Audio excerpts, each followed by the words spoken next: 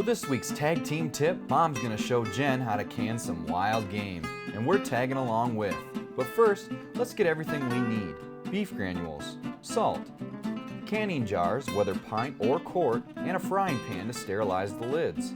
Tongs, a canning funnel, and a 1/4 cup measuring cup. Beef tallow with a knife and cutting board, and paper towels and a hot pad. First of all, canning the meat, we need to make sure all the jars are sterilized, and you go ahead and you check the tops of them, make sure there's no cracks or chips, otherwise they will not seal.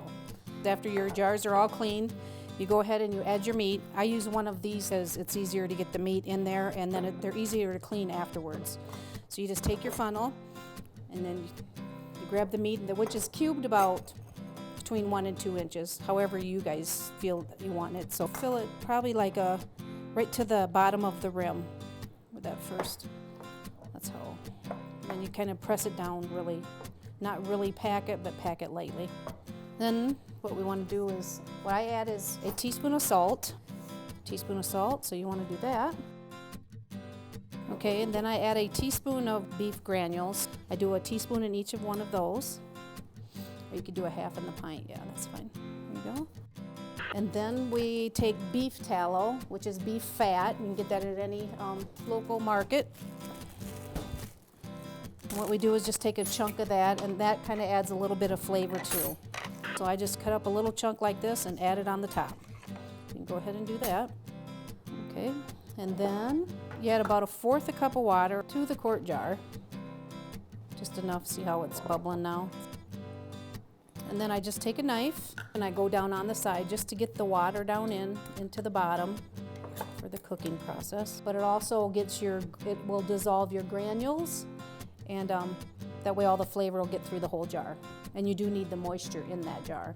Otherwise, if you cook it, if it's dry and you go putting it in the pressure cooker, the jars will explode. So we get a paper towel, or like I said, you could use a dish towel. Go around it just to clean it off, just to make sure there's no meat, salt, or anything on it. That way the seal will seal tight. I put the lids in here and kind of scald them off and make sure everything's off those two. It makes it seal a lot better too, if you have them warmed up a little. Okay, now that we got these scalded, and so just take it, set it right on the jar.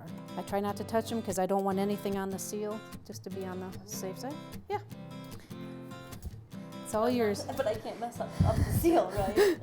No, that's all right. Even if you did, I mean, I can pick them up with my fingers too, but this is pretty hot, so. Okay, then you take your bands and just screw them down. Don't do them really tight, but just kind of a little snug, but not real tight because you don't want it to break the seal. After their jars are ready, Mom and Jen add 3 quarts of water to a 7-quart canner. Make sure the lid is completely dry and start cooking on high until the rocker, set on 15 pounds of pressure, starts rocking.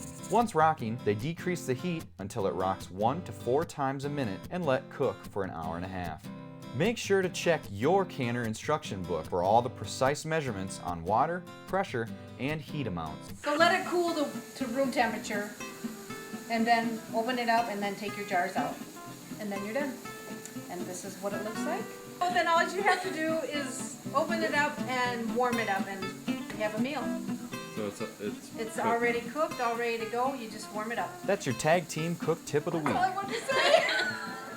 Oh, turn that back on.